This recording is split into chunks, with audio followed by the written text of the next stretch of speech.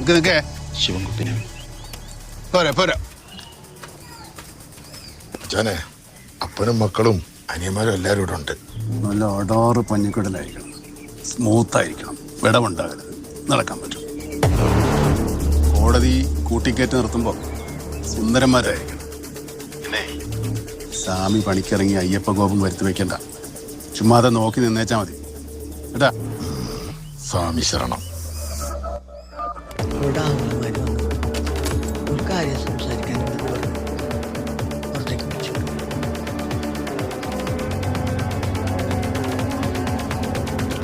കത്തിച്ചു ആ ചമ്മിക്കോ.